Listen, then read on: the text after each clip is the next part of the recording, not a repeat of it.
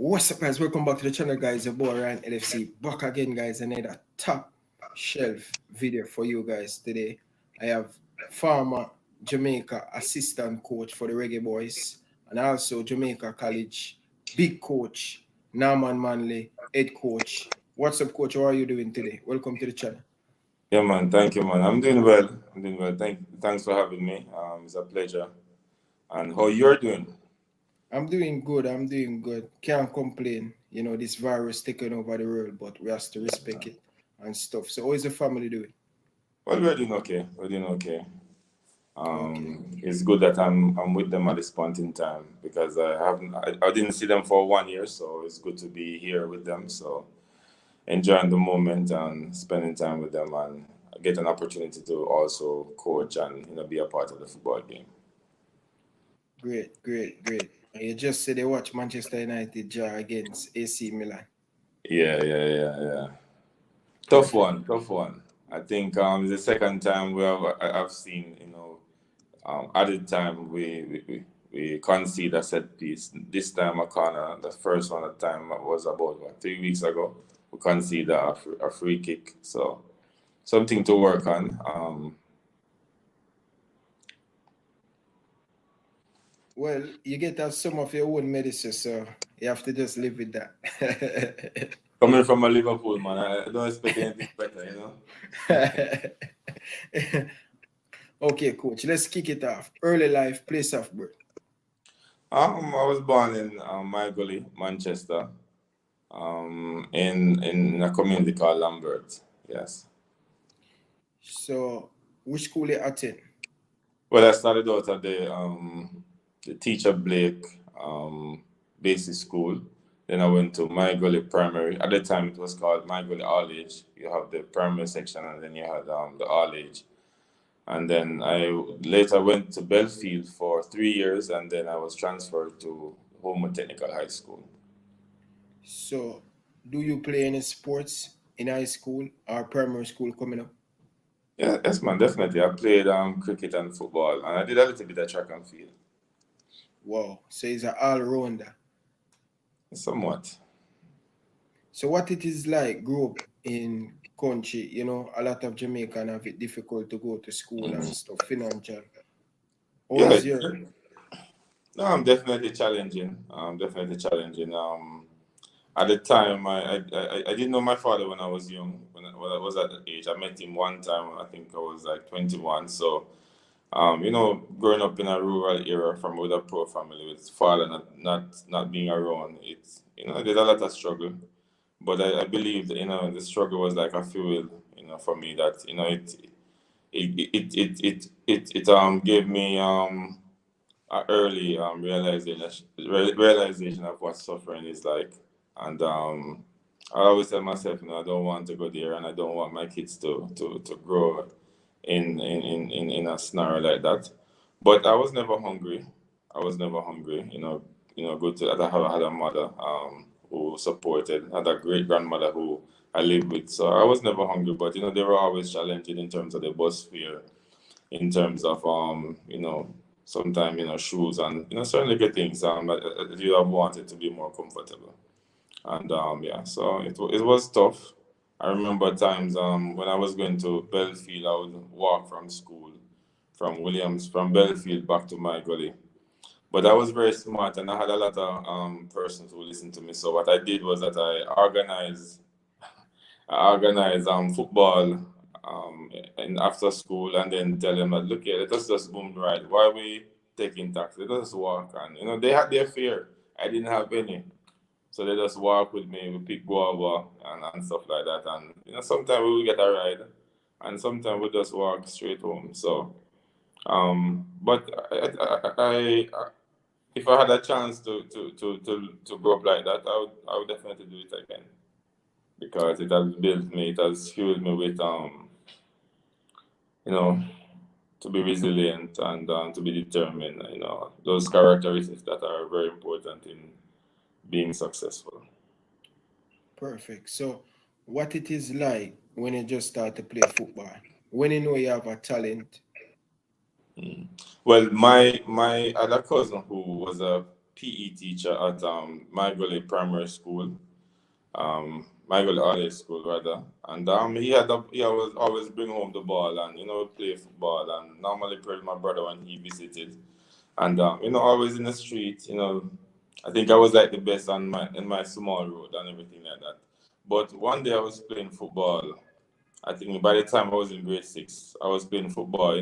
Lunchtime you're playing football and everything. And the coach at the time, I think Mr. Colin Powell, he saw me and he said to me that, hey, I wanted to come and play for the earliest school. The earliest school is from 1 to 9. And normally you don't have a grade 6 student playing. And he said I must turn up for the match. I went to the match and he gave me a number 6 jersey and I started. So I was very surprised. We won the game, went to the semi-final of the Manchester leg of the I forgot what it is, but the early school competition. Definitely. However, I got the jersey for a senior student. So every evening when I was passing his house, he rushed me because everybody started laughing after him because I took away his jersey. So yeah, but I was identified by Mr. Powell, and there I started playing more formally. But my uncle used to take me all around with him. I was like 9 years old. When I was like 9 years old, take me everywhere with him to play for small community teams. So so that with the mixed with the primary school. Those are the areas in which I was identified early. So when you go to high school, you start to further your career in football and balance it with education. It was difficult. No, it was difficult. I won't say I was like a nerd, but like when I was going primary school, I was different from grade 1 and grade 6. I came first in class. I skipped I didn't go to grade 5. I was promoted to grade 6 in primary school. So I was a book, because I saw from very early that it was like my way out. So I used to study a lot, used to read a lot of books, and then I had a teacher who lived at the home where I lived, and so I would read all his books. So I think I had a very good base. When I went to high school now, I didn't play football. I didn't play football at Belfield. I was playing cricket. I started playing cricket because it's a very big school. It's a shift school, and I was identified by Mr. Cheddar. He was the cricket coach at the time, and I started playing cricket. I played under 14, played under 16. Was vice captain of under 14, vice captain of under 16. And however, at the time when I was playing cricket at Belfield, I was discovered as a footballer in my community. That is Miguel. Miguel had a team. We went to the Premier League in 1997. So I was playing football for my community team, but I was playing cricket for my high school. So, they know I could play football, but I wasn't asked to come out for the football training. So I didn't go. I was more occupied with the football, but I was playing, cricket. So I was playing football for Miguel. And then Mr. Vassell came to Belfield, and that's Mr. Vassell who coached Wilmers and now at Rossies, I think. Yes, I think he's at Rossies now. So he had invited me for the summer to come and play football, because he was saying you can't have a footballer like this in the school and I'm not playing Manning Cup. Yeah. Because I'm playing with the big men, you understand? I'm playing with the big men, playing we call it Premier League qualification games, and playing the parish games. So it was wondering why I'm not a part. But however, by that time, Homewood recruited me. So I didn't get a chance to play for Belfield. I went training, I think, for 2 weeks, and then I went to Homewood, where I sat out for the year. And I think 1997, and the football wasn't played because of some indiscipline, I believe, that year.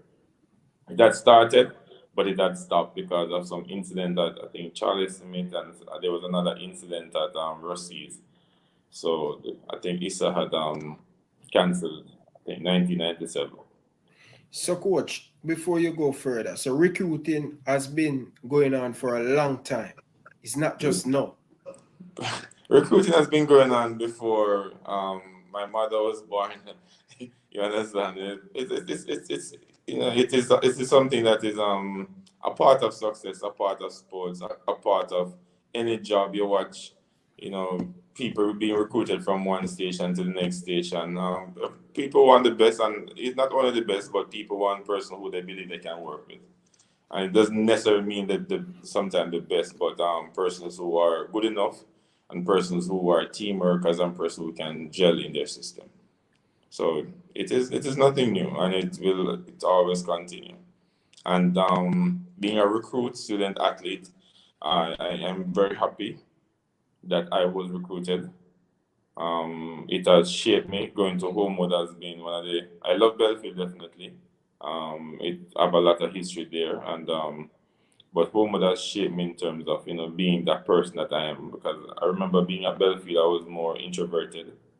I still am, but being at Homewood, not that I still did my schoolwork because I had a Reggae Boyz scholarship when I was at Homewood, in which they would pay my school fee for 3 years, and every 3 months they would give you a stipend. So there was a Reggae Boyz scholarship going on, and I think about seven student athletes across the island won it that year. I think 98 or 99, somewhere thereabout.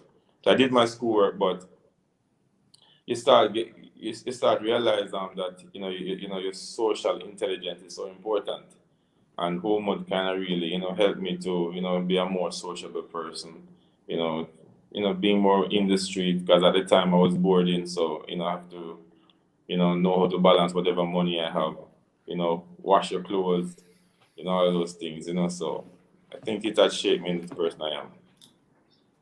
So which position you play when you go um to Benfield? Homewood, I was, Wormwood. yeah, I was always more attacking midfielder, number 8, number 10. When there are times in which I play the number 6 role, but it's always I'm more comfortable playing number 8 and number 10 position. So you win anything for your school? How far you Uh, go in the competition? Semi-final, quarter-final? no, should be told. Quarterfinals. We had in 1999 we were the favorite to win the Dakar Cup. Um, Stets, Bell. There were 3 teams. I think Homewood, Stets, and Cornwall College were, I think, we were favorite that year. We had a very good team. However, we were in the same quarterfinal zone with Stets, and We won those 2 games, and then we drew with Stets, and Stets went ahead to go went through base and goal difference. I said this is because I remember playing against Sets at Manchester High School, and I think it was like 90th minute, just added time. And I got a breakthrough. I intercepted a ball about the half line, and I remember dribbling through about 4 to 5 players, and I was in front of the goalkeeper. I mean, there was this guy. He became my teammate after a row. He was pulling me, so it could be a penalty. Um, so I mean, I'm like in the 6 yard, and I just took my eyes off the ball, and took my eyes off the ball, and it normally is a definite goal. And I don't know what happened. The ball hit my ankle, the end of my ankle, and went straight in the goalkeeper's arm. Just rolled to the goalkeeper from the 6 yard, and there was everybody was like encroaching on the football field, just to celebrate, because I mean, sets always have a big crowd, but we had a big crowd too, because we had the whole Manchester following us. And I could feel everybody like they're coming close to me to celebrate, and people just just opening from me like this, So personally, always said if this is the reason why when um I get a chance to play against States, it's always like that, we never lose or try to, but it's never like. But I will never forget that day, that game. It's something that if I could go back, that one chance to go back, even if we didn't win the Dakar Cup, but that goal is something that always haunt me. you know. But Definitely. I yeah. understand because 2013, something hurt me when I was playing for Excelsior when I come up against Jamaica College. For some reason, I don't know. I have a lot of respect for Jamaica College, but they are lucky sometimes when they play against Excelsior. I remember when Brian Richards get taken down by Andre Riley inside the box at Constant Spring and Colorado Murray get the step up. I was having an excellent game and like the whole Constant Spring said, go and take it, Rima. Go and take it. I Mm-hmm. was the captain because Colorado Murray was the penalty kicker. I didn't take it. And sometimes sleeping, that moment always flashback. I jump up out of my sleep and I say, why this always? Because I know I should step up and kick that penalty. So when you're saying continue riding, I can feel the pain. Yeah, man, it's something that there are certain things that will live with you. Not just live with you, but there are times when it pop up. When you probably see even similar moments, it just pop up and you say, damn, you know. And I thought that if I had scored that goal, there are different reasons why it haunts me. Because '99, I think I was in a very good shape to be called for the national under 20 team, and not getting a chance to go to the next round where you could be highlighted more in the semi-final. That kind of make it very difficult for me. So all those things. Just the goal is one I really had strong aspiration to play for the national, to be called for the under 20 team that year. Although I was like young, I was like probably 17 at that time, but I thought that I wanted a call up at that time. I agree with you. Very tough, very tough. But my next question to you, Miguel Coley, before we get into football, your coaching, you start out as a PE teacher in the classroom. How was that experience? Do you think it helped you Yeah, when you man, touch on the definitely. coaching field? Yeah, man, And definitely. which team, which high school you were coaching physical education? Yes. I started out teaching physical education at Norman Manley High School, and I got the job, but at the time I was playing for Waterhouse and teaching physical education at Norman Manley High.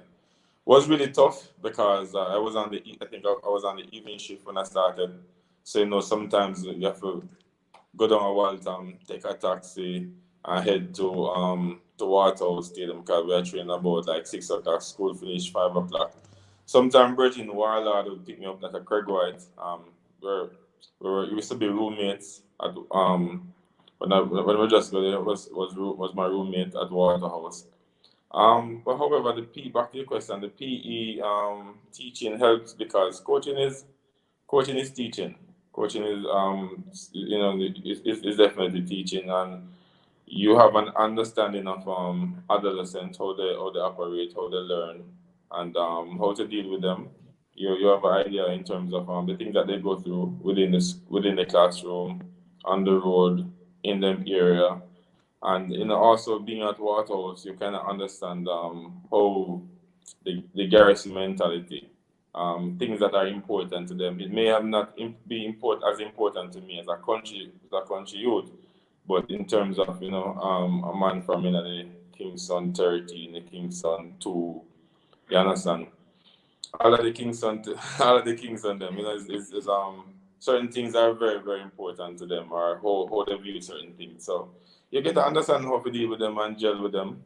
I started out coaching at Normal Manley out of, I don't know, I was injured. I Yeah, was injured injured. 2005. 2005, I Yeah, get injured yeah, when I yeah, play for Water. injured 2005, and I said to myself, not playing. So I was very depressed. I started going to the studio, Junior Reid studio.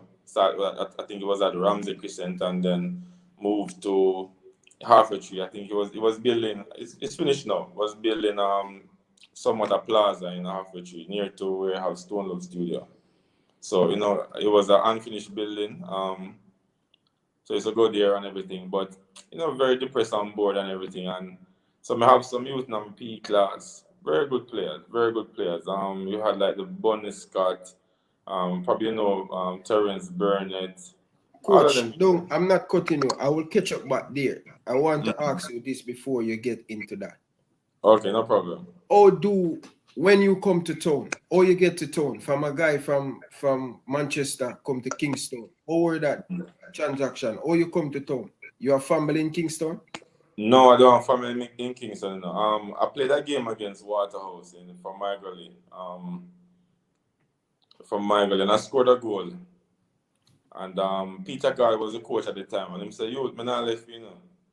And I said, "Yeah, come town with me," and everything like that. So next day, Peter Cargill, he came to Manchester and brought me to Mr. Bignell and said he want to sign me for the season. However, my mother, she was like, "Hey, sir, Waterhouse too dangerous. She don't want me to go Waterhouse and everything." You understand? It was like the second half of the season. So that was January. You wanted me to sign me to play the second half for Waterhouse and everything. I think that was 2004, I think, yeah. So I didn't end up going to Waterhouse. But what happened is that when I finished college, I never get a job immediately because I was my plan was to go to Oral Roberts University on a scholarship. The scholarship fell through, so by September you have to try to get a job. I didn't get a job at the time.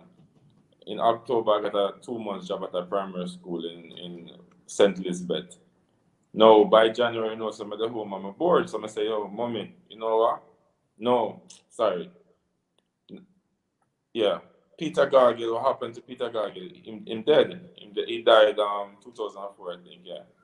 And but the home, but the home, I said to myself, sir, I wonder if I just go out house at time if him to be alive. You understand? Because I had high respect for him before even I know him because he was the captain of the the national team and The everything. Reggae Boyz team, yeah. Yeah, and how him deal with me, cool him, check up on me and everything. I say, I wonder if I went to the game, I really didn't think at all, would I be alive or something like that. So I said to my mother, mommy, I go town, because I'm here, I don't get no job.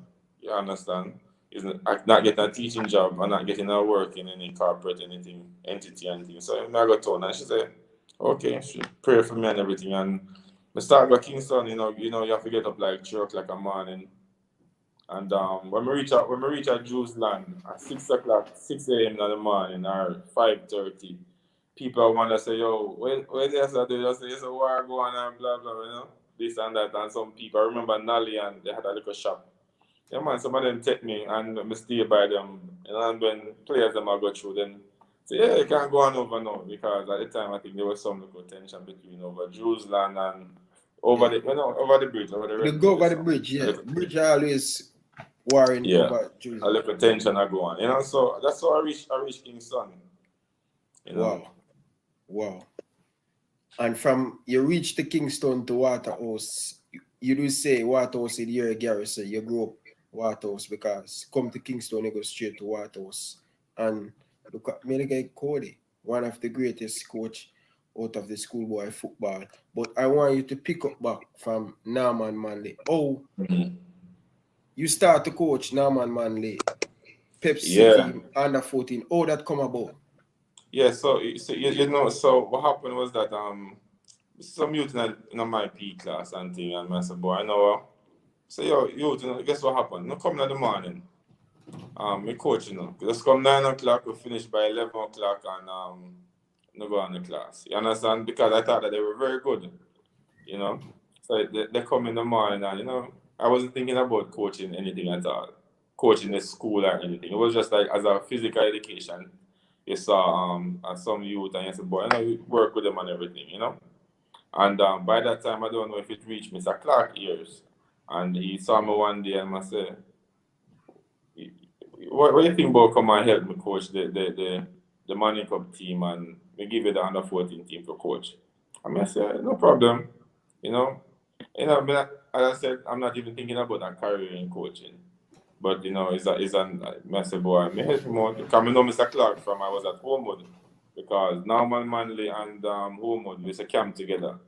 Like the Hicklins and the Capo and all them they used to come come home because we had a dorm, so they camp for the summer. And you know, so we know them long time. We exchange jersey at the end of the camp and things. So I was familiar with Mr. Clark from I was a schoolboy. So I said, all right, cool, no problem. And him saying, give me the under 14 team. And the under 14 team, we entered in the JC, I think by 2006. We entered, you know, the JC normally have a little competition with all of the under 14 team. And we won, and, you know, you must say, boy, coach team, we can win the under 14 this year. You know, and we ended up being knocked out by, I think, Arden or Campion. I think Arden. One of those schools. Arden or Campion in the semi-final at the Pepsi. And, you know, and the Manning Cup that year we went to the finals in 2005. By 2006, I think we dropped out in the quarterfinals. I think we were in a zone with Georges and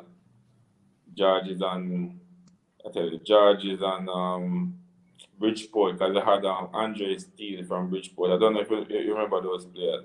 Yeah, and, I remember Andre. I think Raphael were coaching them at that time. Yeah. We had a very good team, because I remember we played Georges. I think we gave them 6-love at Georges, and then I think about 5 or 6 again back down at Tinsapen. We had a very good team, but what happened that year was that we had some of the national players. I think Ligo when they had the under 20 going on. So some players, I think even JC was affected that year because they had Dada had to go to the under 20 qualifiers, I think in Cuba. So some teams were affected by that, but we had Ligo who had to play, and so we were knocked out at the Manning Cup and the Walker Cup. But that was basically my introduction in terms of the schoolboy football. And believe me, you know, sometimes I will text Mr. Clark and tell him thanks, because, you know, he could have given anybody else that opportunity, and for some reason he chose me. Yeah, definitely. I remember when Coach Riley was the assistant coach for Liebert Aliman in 2012. We won the Coles, I think, in 2009. And most of the time when you are the Coles coach or the Pepsi coach, you are the assistant coach for the Manning Cup team, because the school have a system where they want to make sure the coach that are the assistant know the player that coming up through the system. Which is right. How important that is? No, it was very important because it's important because it's helping the whole transition. Not only that you will know the talent from early, that is important, but also you know the attitude from a very early age. So now you can help, you know, boys who have some issues, who need some extra assistance, not only in academics, but in terms of something maybe happening at their home and things like that. So you know, to create some form of intervention. But and that is the early stage, you know, introduction to you and the player. And when you can have that introduction from an early, you know, and the Manning Cup, you know, there's mutual respect and there's a good rapport, and you know, it really helps. Yeah, definitely, because you know the coach and the Coles team and the Pepsi team know the player them from a tender age. So I remember one time when I just go to Excelsior, 2009, I won the Coles, and then down in the year when we won the Coles, my coach Riley come at the school and he looked at me, we were talking, and he said, listen, Rima, you're not going to play Manning Cup next year. You know why? You're not doing no schoolwork. And Mr. What do you mean by that, coach? I'm doing schoolwork. Mr. Rima, I'm telling you, you're not doing no schoolwork.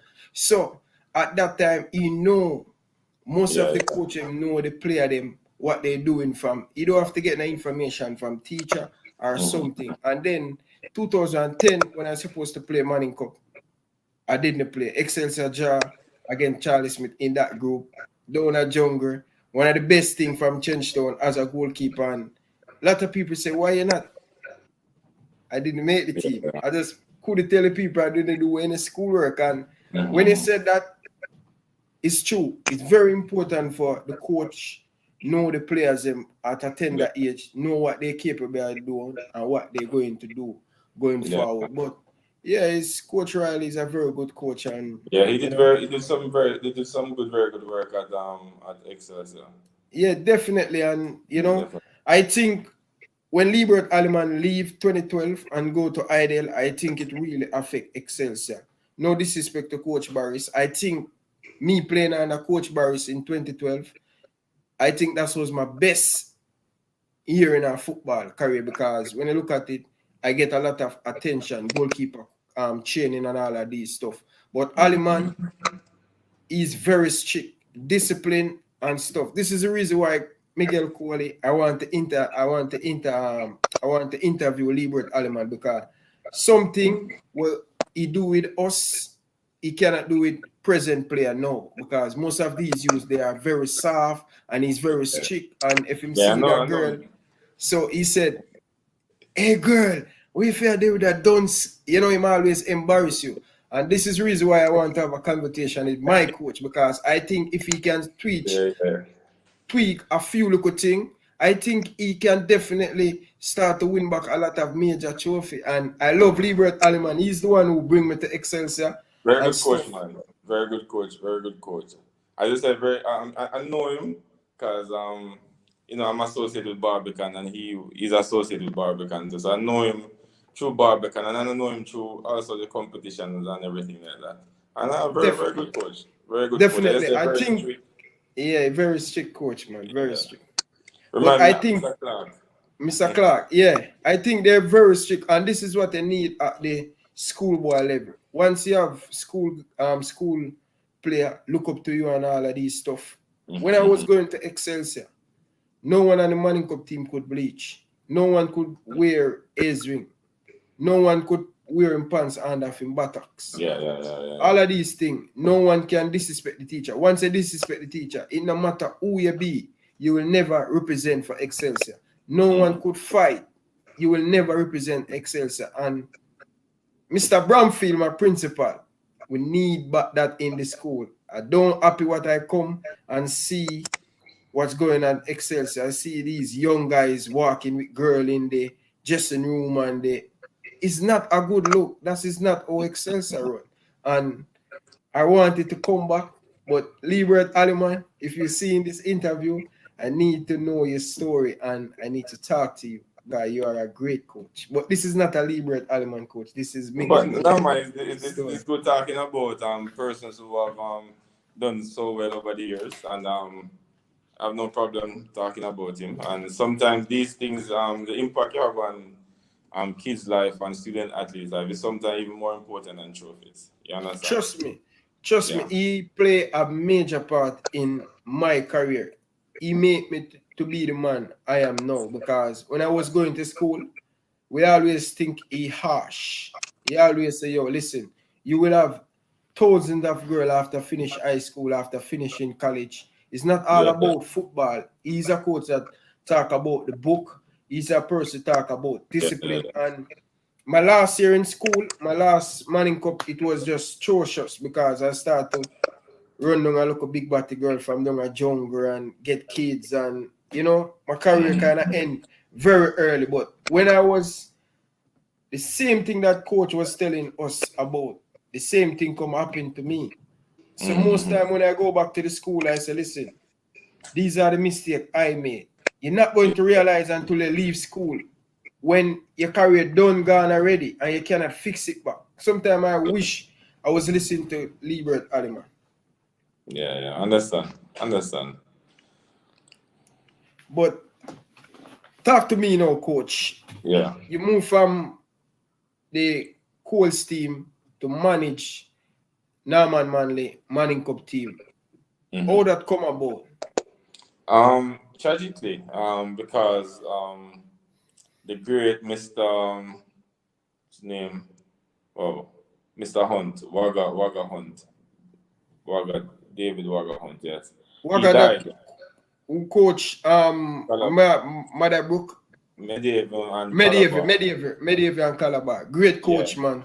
Great Yeah, coach. man. He died away. He died, and he was like the best friend for Mr. Alvin Clark. They were very close. Like every day they would talk like like 2 hours or more on the phone. Believe me, they would, being around Mr. Clark, so I know.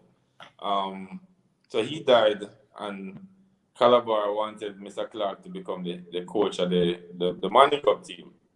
That was 2008. So he took the offer. And so I am there. I was not even thinking about being the head coach of the Manley Cup team, because I was saying, they have a lot of past students, and you understand, because I was under 14 coach, under 16, and just concentrating on being the trainer for the team and everything like that. And you're cool, you understand? So he came to me one day and said he want me to become the the head coach of the Manley Cup team. So I laughed. I said, Mr. Clark, what you talk about? I must say, yeah, man, I think, I say, give me some attributes, that I didn't even know about myself, because I'm just a dedicated person who, wants me, is a 0 or 100. It's like no middle ground for me, So once I'm in a part of something, I'm not going to be late. You understand? I go, I go put out everything. And him say, he want to become the head coach of the team, and he recommend me to the principal, and the principal is okay with it. And I said, well, I said, Mr. Clark, and so I said, boy, these are big shoes to fit in. And I say, one thing we can tell you, youth, just wear your own shoes. And it was profound to me, because I said, boy, don't want to think about, fitting on my shoes or whatever. You get me? Not in a disrespectful way or anything like that, but you must say, and it's important in life, wear your own shoes. You get me? I say, it's your own journey. You get me? And I became the coach in 2008, and it was a good thing that I was the under 14 coach, because I know some of those boys who would have matriculated to the Manley Cup team from early. So in terms of getting the respect and working with them, it was seamless away. I mean, the program missed Mr. Clark definitely, because he knew them, he knew exactly how to deal with them. I had a different personality than Mr. Clark, so I would have to slowly phase in, my type of personality. Because Mr. Clark, as I said, was close to Mr. Alleman, very strict, and he will, when boys see them start run. You understand? Same thing with us. Yeah, and he's not like he might lick them or anything like that. But if them out the road with a girl and them say, Mr. Clark, I come, them a run. Yeah, man, them a scoot, man. I hear him say, Ducky!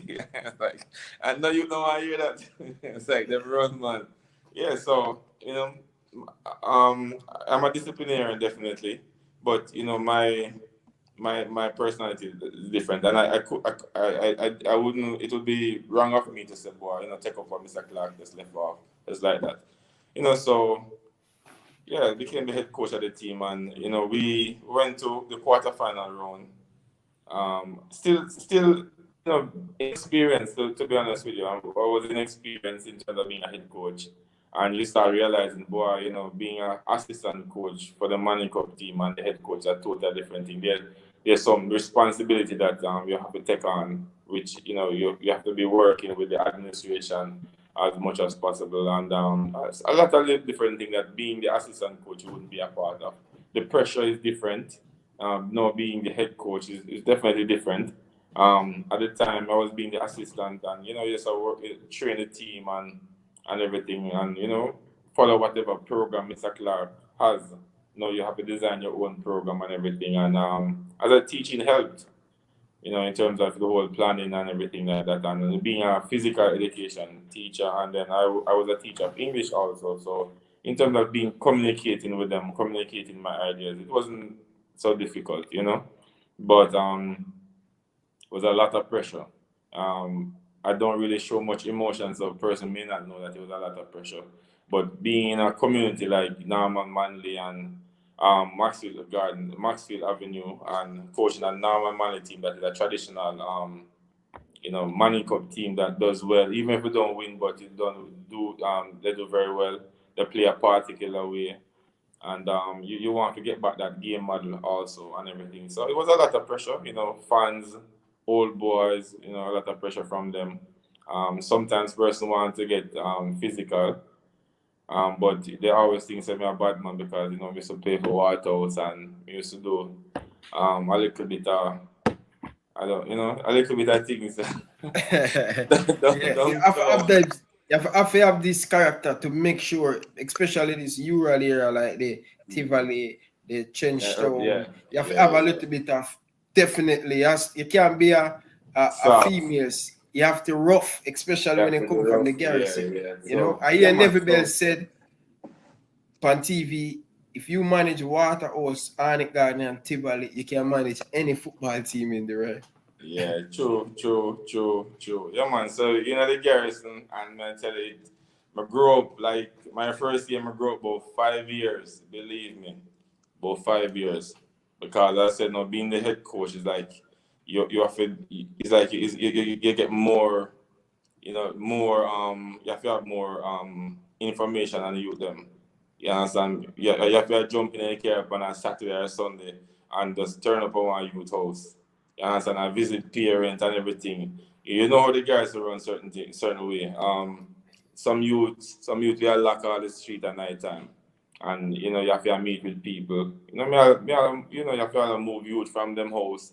Say, them have to sleep at night time and certain good things. And some youth not live with mother and father, so them live with them granny, them a stay out or them a gamble at night time. You have to, at 12 o'clock at night time being at the garrison, you have to see them have to go home, them have to go to them bed and everything like that. So, it's a whole,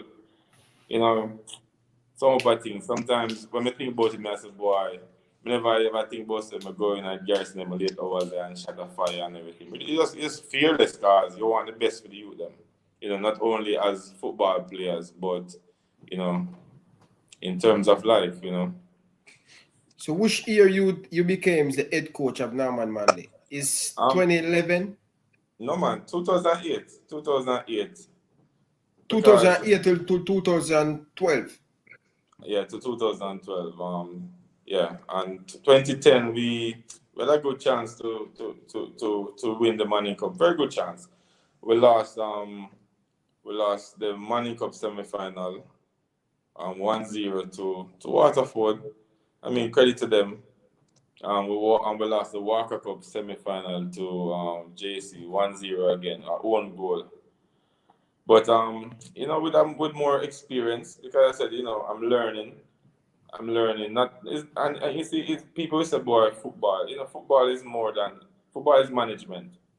You have to can manage youth them as much as possible. Not care how much drills you know, no care how much tactics you know and everything like that.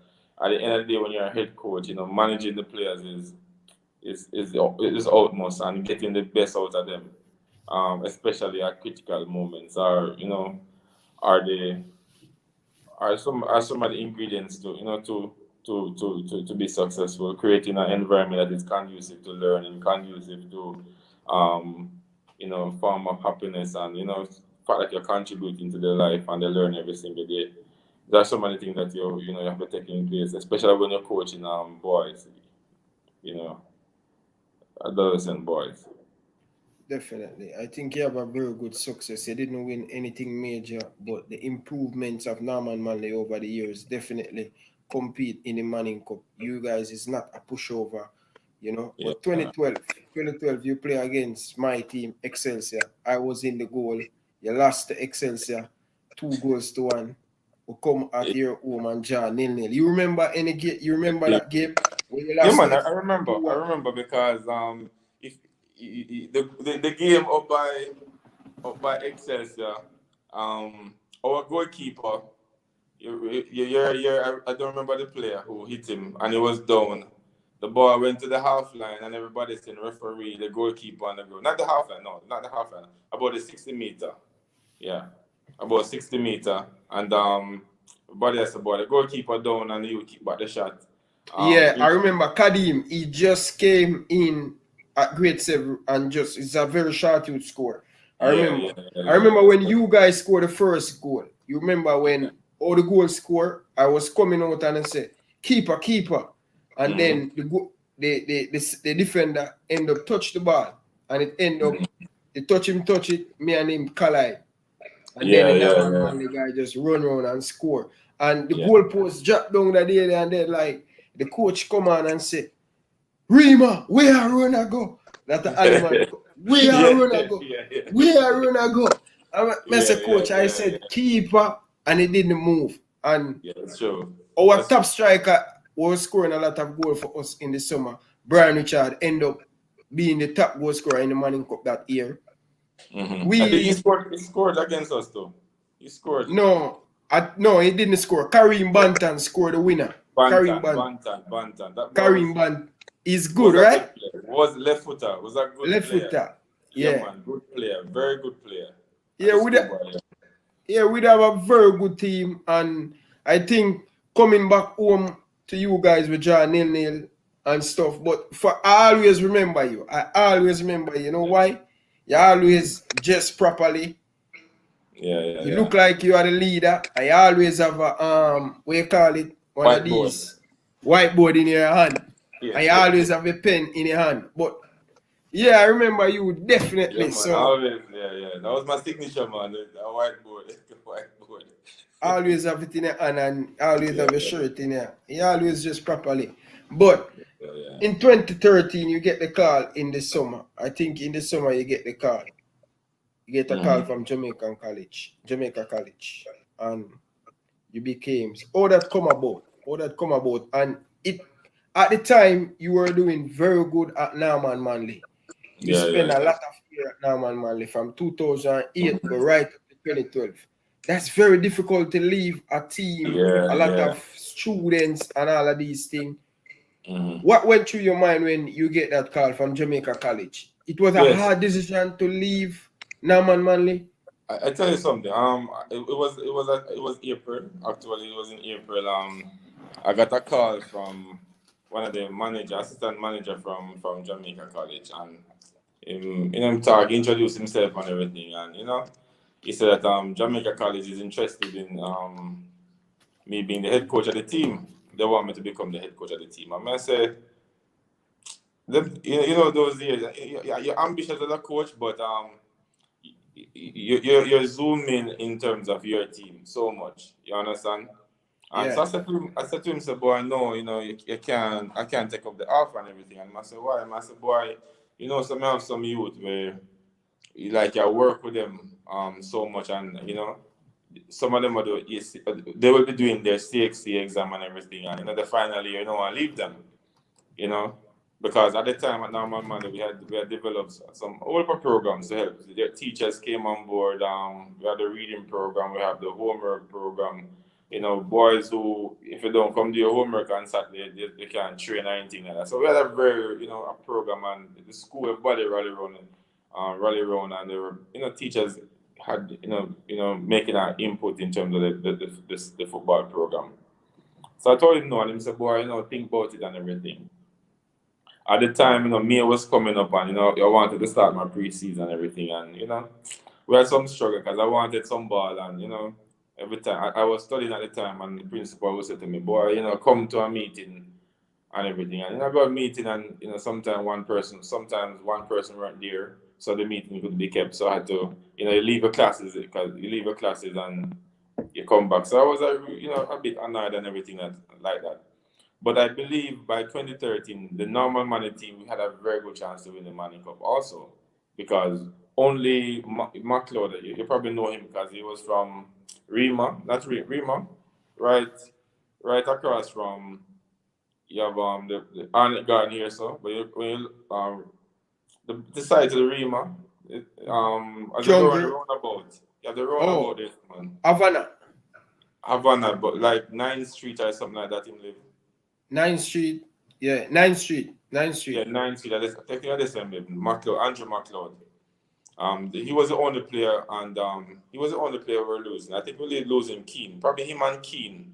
That is Oshie and Roberts. We're losing Oshie and Roberts and Andrew McLeod that year.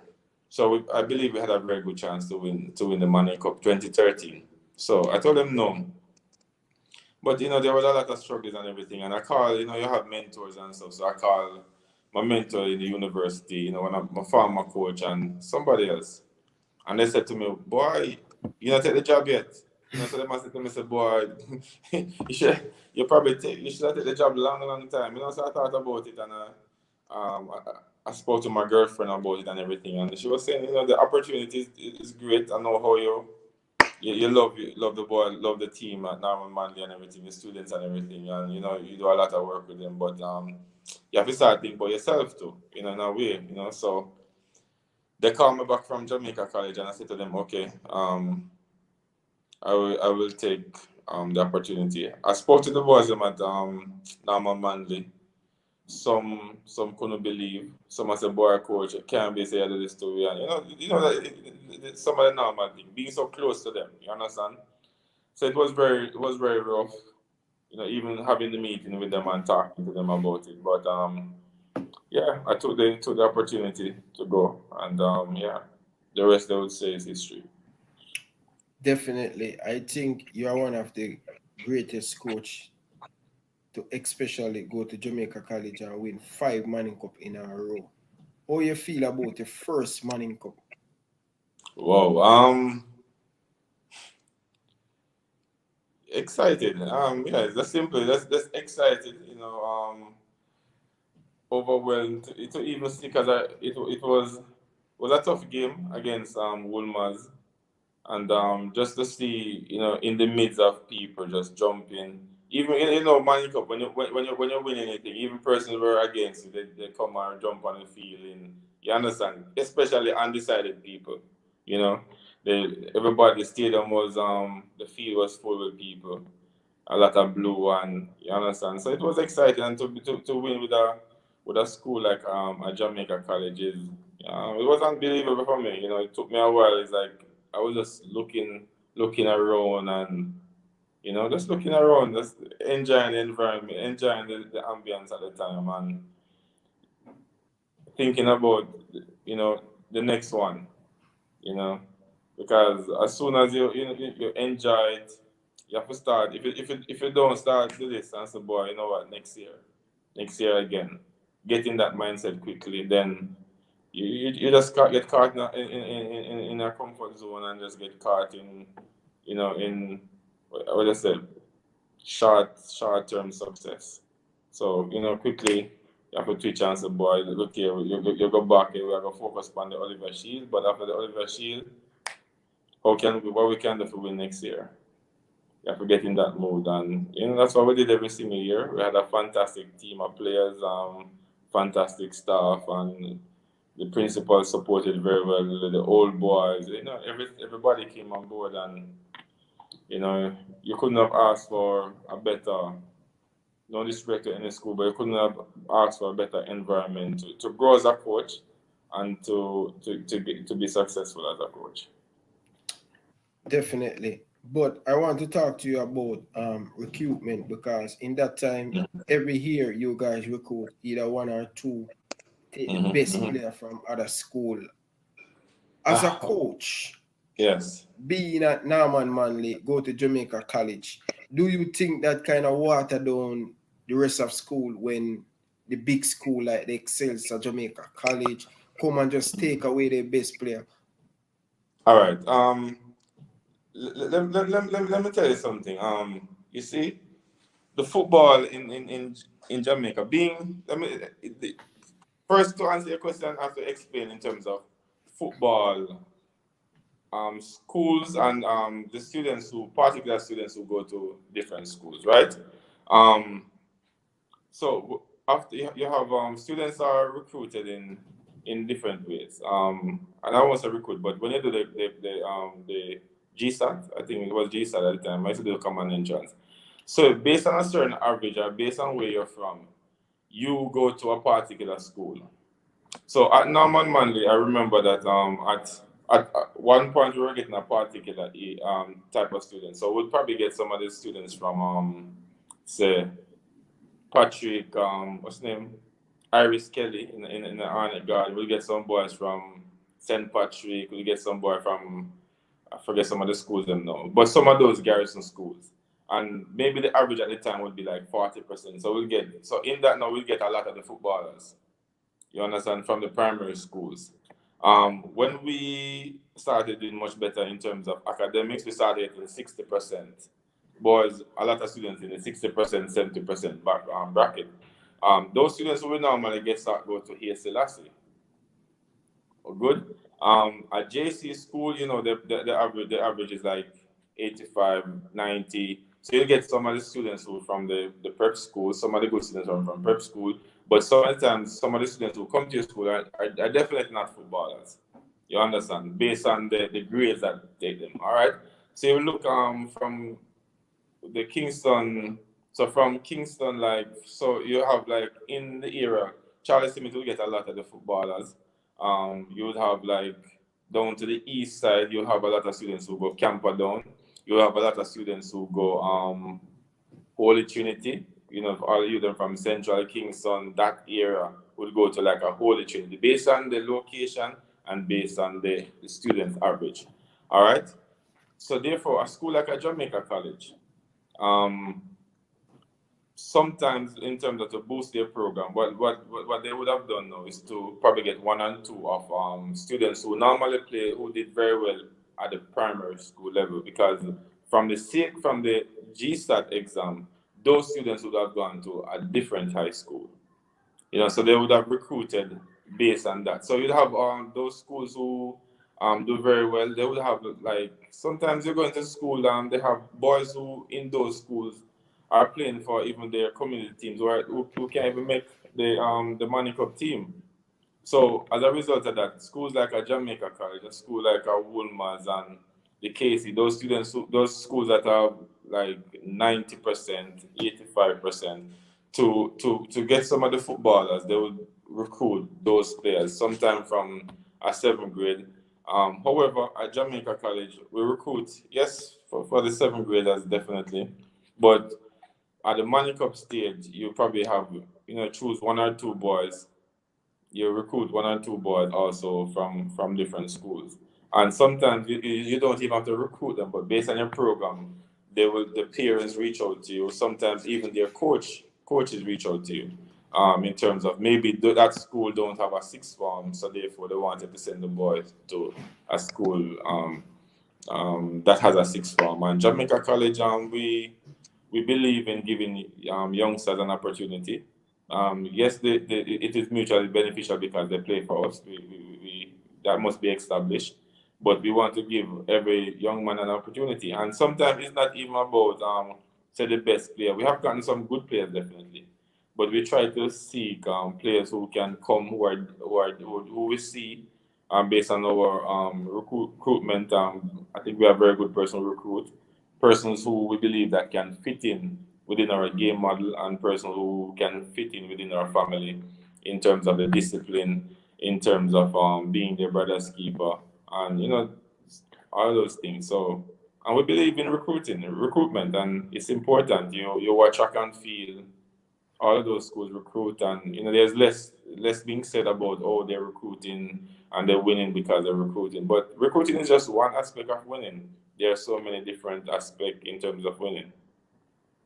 Definitely, because my team Excelsior recruit a lot, and we didn't win the Manning Cup, but we win the calls and stuff. But Yeah. I don't like the hypocrisy in Jamaica. You know, with a lot of school, every school recruit, every Every school school. recruit. And when I said hypocrite, some of the school, when they are not winning and Jamaica College winning, oh, Jamaica College go Mobile and they take the best player from Mobile, they go Tivoli, they take the best player. But they are doing it too, but they just not come successful. And it's not all about recruit, as you say. It's a team thing, and you guys have a system, and that's why it worked for you guys. Yeah, man, and I said we stand by the fact that we recruit. We and when other schools recruit and are successful, we say well done. There are some schools who recruit, but based on the fact that they, as I said, they're not successful. So there's no talk about, oh, this school recruit, because I've seen a school that we recruit from, and when we find out this boy was recruited by this school, the student athlete was recruited by the school already. He's coming from another school going to that school, and he's at Jamaica College, but when they speak about recruiting, it's as if they didn't recruit anybody at all. You understand? But we recruit, yes, to definitely strengthen our team, but we also recruit to give young men an opportunity to win and an opportunity to advance themselves in terms of getting scholarship. Because we have another side to our football in which we have a team that really work and work with different colleges abroad and work with different coaches so that after the football, we start thinking about the GSAT. Those boys go to GSAT classes free. The exams are paid for, and just the result and the schools and so you see many of them going to sometime D2 to spend maybe 1 or 2 years and then to move to a D1 college, and then you have a lot of them who have gone straight into the Division 1 school. So it's not about just the football. Yes, we win, but at the end of the day, we're looking out for the benefit or the best for the student athlete. Totally understand and totally agree with what you're saying. But I want to talk to you about 2015. You lost to St. George's badly in the big competition. Every single school want to win that competition. The Champions League, the Super Cup. At that time, you lost to St. George's. I were at the stadium, one of the best game I watched, especially St. George's play, and the stadium was jam-packed. You couldn't even have space to walk. You lost by 4-0. But in that season, you still won the Manning Cup. But before you answer my question, talk to me about Smile and Bubble. Smile and Bubble. Smile and Balloon. Balloon and Smile. Balloon and Smile. Balloon and Smile. Yeah, it is it's just a system in which you create if my hands like this, you create the midfield like this with the striker. You create the midfield like this with the one striker. So it's like have 1, 2, 3, 4, but the midfield is like a semicircle. So when you join it with the number 10 and the striker, you have like a little balloon like this. So it's like this. So you're very compact in the middle in like a circular, spherical way. And then because you're so compact in the middle, to create close on space on the flank, you'd have to have your defense very wide. So if you use a pen to mark it, it look like a broad smile. So I would have my two centre back very wide because the midfield is so close, so they're a bit wide, and then the wing backs are very basically touching the line. So therefore, when the team probably change the ball, because they cannot come through the balloon, they would have to change the ball to the side. So quickly, my wing back can make pressure, and then the midfielder from inside the balloon would go and create maybe sometimes an overload, or prevent the overload from the next team. So I call it balloon and smile because I wanted something to really trigger something from the boys. Let them smile because they were, you lose so badly. I couldn't go and say to them, so boy, we're playing we're gonna play a very austere type of system where we have to close down the middle and you have to go suffer out there and you just have to go work and everything, and we just lose 4-love coach and you're gonna tell us, boy, this, you understand? So I said, look here, we do balloon and smile, don't burst the balloon, you understand? Keep the smile. So you put it a different way in which interest them. They're still kids, so you interest them and hear boys as a boy, hey, don't burst the balloon, and so you hear them talk about it. So you give them a little imagery of it, what it is like, and I thought it was the best plan to go to them at that time, based on the type of mood that they were in and everything. And it was good that I told them the match against St. George, it was on me. It was definitely on me. If anybody asks you why you lose the game, just tell them I'm the coach. You understand? So I had to do that very quickly. I remember texting Talbot in the night because he got a red card early in the second half when we were 2-love. I think he got a red card and a free kick was scored by Watson. And yes, I texted him at night and said, look here, hey, don't worry about it. Everything I put in a unfit familiar position. It is my fault. Come to school, relax, no pressure on you. Everything, So I totally took the pressure off the team. It was my fault. And they would say it. I remember one interview, I think interview on Football GPS, and I think Will Walker asked Alan Brown. Alan Brown don't mince word. He just talk as it is. And him said the coach was. I was beside him, but I didn't feel any way at all because I remember what happened. We were playing 3-5-2, coming up to 3-5. That year was a very tough year to have. We're still normally by second round, by the first part of the first round, we would have settled down on a system of play, and we were like struggling to really find a system of play that can really get the best out of the players. So at one point we had settled with 3-5-2, and my two wingers, they were taking too long to come back to create five. When we lose the ball, they were taking. I remember calculating 10 seconds. They were taking too long to come back. And Georges, as you know, they play very quickly to Alex Marshall. Very quickly to Alex Marshall. So my plan was to man mark Alex Marshall. They would pass too quickly to him, and then whoever man with him would, let him, give us some seconds to really come back in our shape. Try to push him to the line, let him go back, to play the ball back. So Talbot had that responsibility to do, while our two we would come back and create a back five. That didn't work out. And we didn't train it either because I was with the Reggae Boyz. So I came back and we heard that Howell scored against Wolmer's. And I was told that, boy, Howell look like him as the best striker. I said, what? Howell is the best striker? And I said, all right. I said, you know what? I deal with things in terms of trust. I said, all right, cool. I take your word. It was more than one person and everything. More than one person. So I put Howell as a striker against Georges, and Dana Van Darkins as the right back. Normally you probably lose a coaching license after that. You probably lose the coaching license, but I was listening to persons. That was one, and I made a decision, so it was me. It was on me.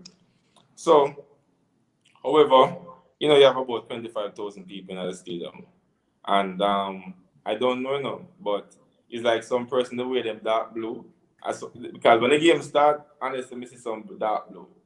But when the game are going on, it's like, man, I have a next shirt and change it. I want back a sky blue, man, seeing on the stadium, but I said, clothes and skirt is like, this embarrassing body now, and the time Coach Bell, he never let him leave until the final whistle, and he didn't wait until the final whistle, Him just him go out and everything. Congratulate Coach Gail Fuzzy and everything, and I said, boy, this one rough, and go outside. Some people, because at the time you had 4 JC boys playing for Georges. We don't come out and talk about this because you have what's the name? You have Watson.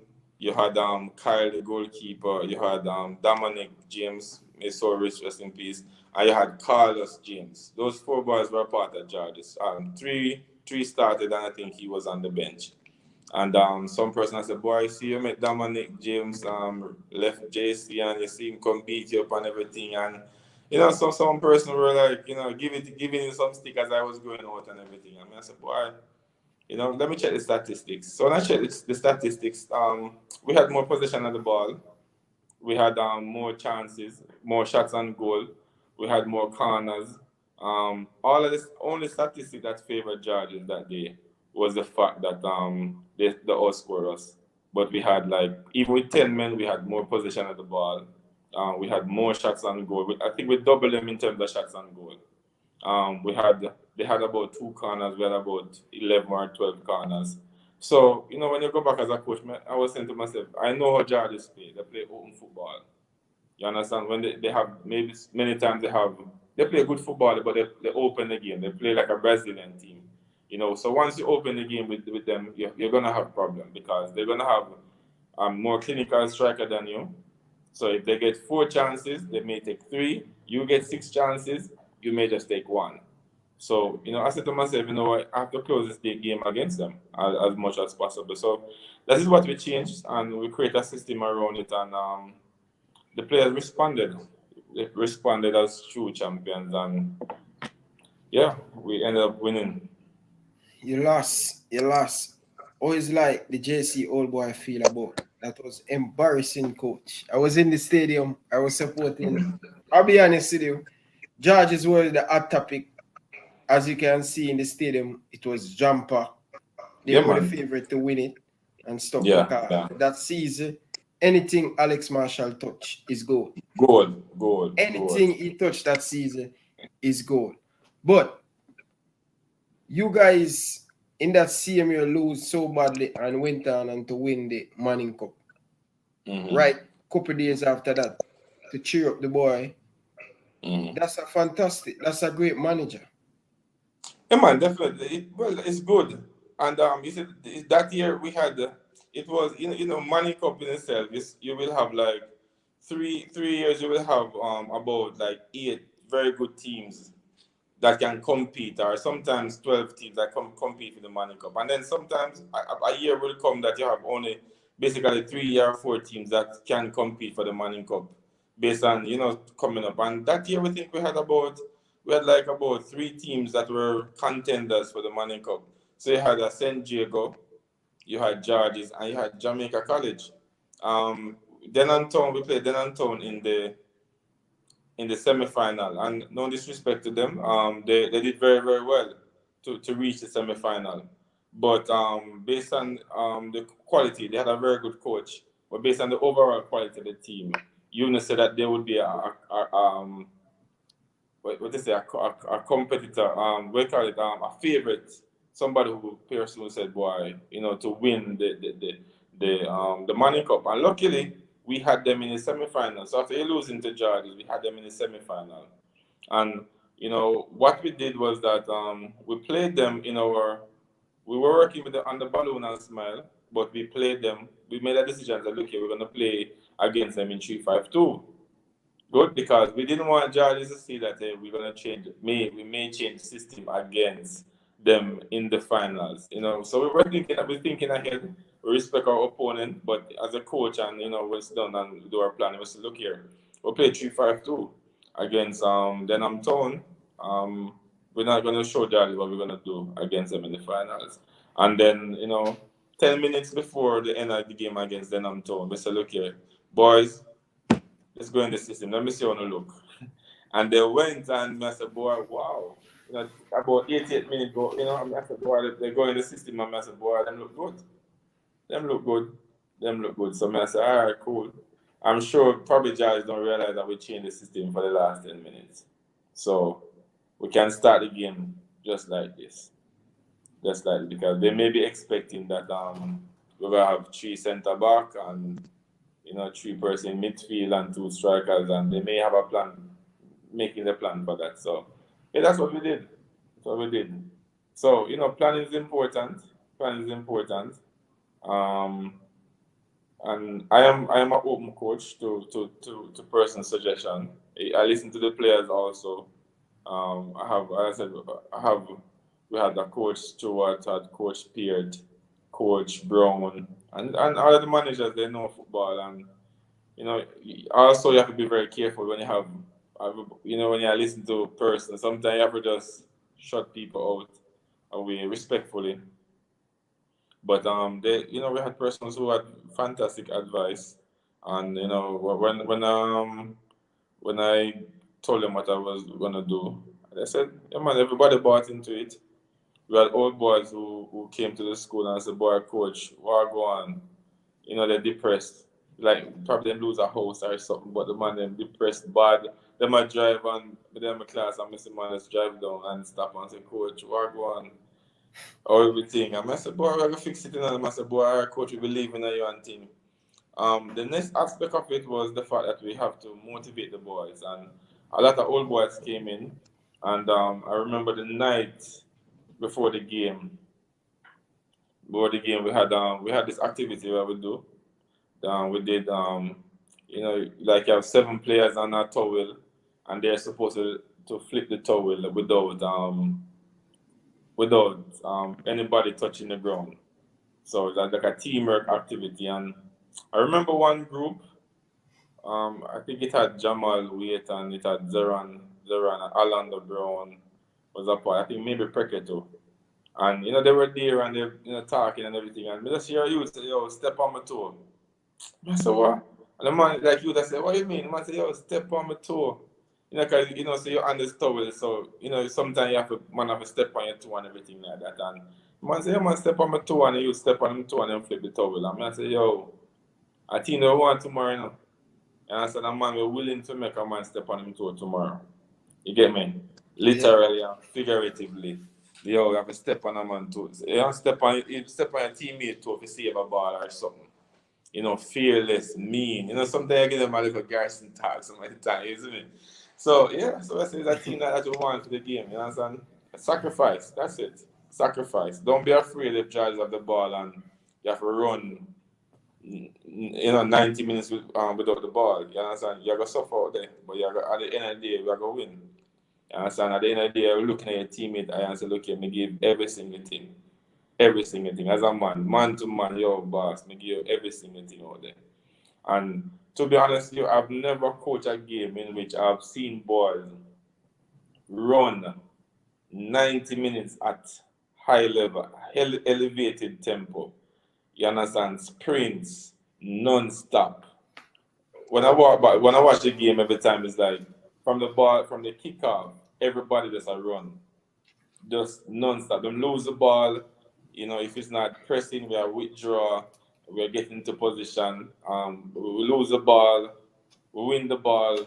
Just playing fast. And we were lucky that we had a goalkeeper who can play football. So it's like we build up with 3 using a goalkeeper. So sometimes you see even thing that you hear talk about with even Manchester City, I use a goalkeeper. From 2015 we have Jamal Wait who when we play against Jazz, we play with a back three with him, being a part of the back three. And the 2 wing back and the 2 centre backs very, very wide. So every time when Jazz try to press us, try to press the 2 centre back, they have to compete with the goalkeeper because he's playing football, and we were blessed to have him. Yeah, he was very good. I think, I'll be honest, I think in Jamaica, as a goalkeeper, I think he were the first goalkeeper who were very good with him feet. He have every attribute to him game as a goalkeeper, and he really helped you guys to play up the ball from the back. Yeah, man, definitely. We're blessed. I think you had a Sean Laws before. I don't know if you know him. He went to, was that Norman Manley? He went to Calabar. He was the under 20 coach. Under 20 goalkeeper. He's centre back now he played national as a goalkeeper, and he played national as a centre back. He played for Waterhouse now in the Premier League. Sean Laws. So he was a goalkeeper who. He's short and he have bent foot. No man, him tall, big Sean Laws. Played for Waterhouse, the centre back. But he was goalkeeper for under 20, under 15, under 17. He played. Oh yeah. I just I know who you're talking. I know who you're talking. Man, he was one of those goalkeepers who could play because he was a striker first, and then he started using him as a goalkeeper. Definitely, but coach, he has won every single thing. He has to won in schoolboy football. He has won the Super Cup. He has won the Walker Cup. That trophy was giving you a problem. Why take you so long to win the Walker Cup? That take long. Oh, you see, all right. Listen, I've always wanted to win all of the competitions, definitely. But you see, when it comes to schoolboy football, and you have like so many different tournaments running at the same time, it's very difficult to repeat top performance like you know, over and over and over. They always want that maybe a game you have a bad game. You understand? I think you guys always have a bad game, especially Excelsior beat up you guys couple time in the Walker Cup. Well, you will never forget the Excelsior. Listen, man, you guys give us a warm time, man. You guys give us a warm time, man. Especially Junior Flemings. I think anytime I get the chance to interview you, Junior Flemings, that's going to be one great interview because from under 13, come right up to under 20, under 21, and Premier League, schoolboy football, me and him always stop, always going at it. You know, I always tell him, say, you can't score today, but he always busting it, man. He have a lot of talent, so it would surprise me to see what it never surprised me to see what he's doing right now in America and for the Jamaican national team. But as I said, coach, you want everything. I want you to answer that question, the Walker Cup. Yeah, the Walker Cup, as I said, sometimes it's very difficult to repeat top performances in very short time. Even professional players though, so not to mention schoolboy football. So sometimes there's one to give. There's one to give, and the psychological is when you have a bad game in the Walker Cup, because what happened before, you'd play the Walker Cup. You play the Walker Cup before. That they keep on changing. I remember we played the Walker Cup competition would be finished, and then you go to the semi-final of the quarter-final of the Manning Cup. Good. I think only 1 year we played the Manning Cup. That was 2014, and after we played the Walker Cup. I think something like that. But we went to some penalty shootout many times, and there's a lot of pressure when it comes to knockout games. There's a whole lot of pressure. That total different game, because at the end of the day, you have to win, and sometimes you have to take chances to win, and sometimes you said, boy, you're afraid to lose too, so you're a little bit cagey. So went to semi-final games, and the luck wasn't with us. We lost. The game against Excelsior. There are not many games that we would miss so many chances. And Backsted again. It's Backsted his name, right?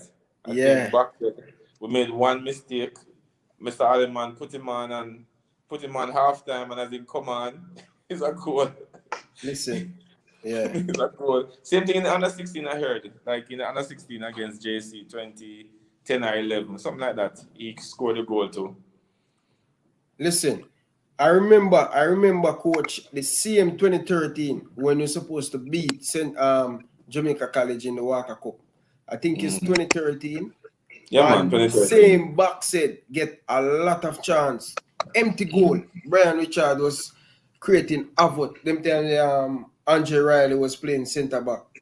Leave Excelsior go to 2012, I mean 2012. 2012. Yeah, 2012, man. These days, man. Yeah. You're getting up there, man. I get a lot of beating, man. I get a lot of beating from Jamaica College, man. A lot, man. Especially Junior Flemings, man. Beat me a lot, man. Yeah. But the Walker Cup, it's just always eluding me, definitely. But you see, it's in 2017 now. It was so important that we won the Walker Cup, because we had lost to KC in the Flow Super Cup, the 2-1. Remember the goal that Maggie scored that was denied based on they said it was an indirect kick. So we lost the KC. That was the Super Cup. Yeah, so in the Super Cup. So we lost the KC now. So now we lost the KC. No, what was it? No, that's not. No, sorry. We lost the KC in terms of the I think the last game of the Manley Cup second round. Because we had gone through already. They had to win. They had to win or something like that. But we lost to them. It was important that we win now against them in the next game, because once we lose that game, believe me, based on the team that we had, I don't think we could motivate them enough to come back do as well as they did after that, because we had one of the not so what's it now, not as the most mature team at the time. We had a lot of youngsters, because a lot of the players could play the next year. So we had to win we had to win the Walker Cup that year, because that would parachute us, propel us now to set a platform so we can go ahead and win. So we put a lot of effort in it. Hope of planning. I remember that match day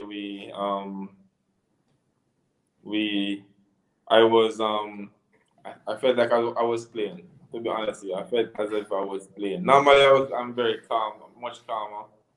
But I felt as if I was playing, and I remember the game that we played against KC in the Manning Cup, in the second round Manning Cup game, was a game in which I said to the players them, because we started a very young team. We started a very young team, because very young team. We had about three under 16 players who started against the KC. We wanted to win. We wanted to win the game. So even starting those players, not about football. But I said to them, I'm gonna watch the KC team. So it was like I was just sitting and just watching all of the movements, all of their movements, how they move, all of the evolutions, all of the actions and everything like that. And I said, okay, good. After the match, you had some people come up and say, boy, because that was the first Manning Cup game I was losing at Jamaica College. That was the only game I ever lost, a Manning Cup game I ever lost, was a KC. And, person coming up and, oh, think you can lose a Manning Cup game, man, all type of stuff, people. Yeah. I'm out and KC to the world, and, Yeah. I mean, you congratulate the coach and everything, and, you wish them all the best. But, you start formalize a plan, because you say, boy, to beat a KC team with the experience that they had, it's going to be very, very difficult. It'll be very, very, very difficult. And, yeah, and we were able. Maggie was superb in the game. A lot of the players were very good. The Weedy, the Rochester, very, very good. Howell, because we played Howell as a winger. He played right back, but the system that we use Howell like a winger. You see him on the wing more than you see Maggie. And they were playing on both sides. So we use him as a winger. And a lot of schools they tried to stop it, but it was very, very difficult, because he was very good. And we had Walford also on the left side. And we had players who just sacrifice, dig in, win the ball, and so it was a total team effort. And to win that time and it would be the last time, it was a little heartbreaking, believe me, to leave. Yeah, he leave on a high. But coach. Mm-hmm. He coached Norman Manley from 2008 to 2012. Yeah. Right? You go to Jamaica College, yes, coach for a long time there. Give me your top 5 player you coach in the Manning Cup. Top 5. To be honest with you, I try not to. I try to stay away from all of that. To be honest with you, but I've coached a lot of players who are very, very good. Let me start at Norman Manley. You had very, very good players. You have like the Jamar Green. You had like the Dean Phillips. Sorry. Yeah, the Dean Phillips, the Nico Brooks, the Ramon McGregor. A lot of players. We had a whole lot of players, and the Liga Smith, the Romario Campbell. You understand it? I forget his name now. Spencer. I think they call him Chuxy, man. A whole heap of players. A whole heap of players, man. Very talented players. Norman Manley had from the Calico, the Blacko, the Rafi, the Junior, the Maggie, the Campbell, the Howells. The two Howells, Ramon, and you had Calico, the goalkeepers, them all very, very talented. I was blessed to have, have those players, the Orlando Brown, the Zeran Swell, Queen Robinson. All them players, you had very, very Yeah. good players. Very, very But good you have a players. special one. You have a special one. Special one. Kevin Blackwood. I know him. He's my best friend from under 13. He was my captain. Very good leader. Leave Yes, man. Excelsior. And I just want to put this on here, coach. When he go to Jamaica College and train, and he went back to Excelsior, he think I were the person who would have fight him out. And Oh. do not make the school take him back. I was the captain at the time. Mm-hmm. He was my best friend from, I go to school with him. Mm-hmm. Everything we do together, we're coming from a far away. And Yeah, man. he know Aliman stay. Once you go and train for other school, he will call you a mercenary. He will never give you back a chance to play for him team. Right? Yeah. And he always think I were the person who fight him, make him did not come back to Excelsior. You know, so I just want to get that out there. Kevin Blackwood, I respect you as my brother. But I know when I leave high school, I went back and I cheered for the school. I was beating the pot cover and stuff. And they were playing for Jamaica College. And, you know, I was the person in the crowd, like, Yeah, you man. know, I was just calling to throw him off in game, but nothing personal. You know, like, I was leading the troop because I just leave school. I remember you for real, man. Constant spring. Yeah, my ear was gold, and I was always at him and say, listen, Kevin Blackwood is a Judas, but no, he's just I know he's a very good player, and if you allow him to distribute the game, he will tear you apart by himself. You know, Stevie Gerrard is his favorite player, and I just want to tell you, my brother, from that, me and him never say eye to eye. Yeah. No, but it's a big loss for Excelsior at the time. I was not JC when he came to the train. I was not JC yet when he came to train. No, I think the year after you come. Yeah, I came the year after. Yeah, and I saw him, and you know, at the time when I saw him, the only thing that I had, I was saying to him, young man, you know, so we need to work on the speed though. Yeah, very slow. Yeah, but he improved his speed a lot. But what he had was speed of thought. You know, and you know, the fastest person on the field is who would think the fastest, because you're gonna find the space that you need to be in early. You understand? Even if you don't have to run to go in there. So I remember games with Kevin Blackwood that he would basically just take over the game. Just like take over the game. Believe me, just take over the game. Run And yeah, man, my first year at JC, to have boys like a Kevin Blackwood, a Calico Jr., Rafiq, and then you know what happened? What happened that year too? You had a Ramon O'Howell. He wanted to go to Woolmers. Now. A friend of his took him to Woolmers, and the Woolmers coach, this is what I heard, said that he had his team already and didn't want him. Probably didn't know about him. So somebody said, boy, you know, he wants to move. So if we can take him at JC. And I said, well, we're gonna take him yet, because I knew about his ability at Bridgeport and at Waterhouse. Yeah. You understand? So once we took him a day, and I remember Malik Foster, Messi, saying, boy, when I have to play with no forward, you know, because the midfield was very tough.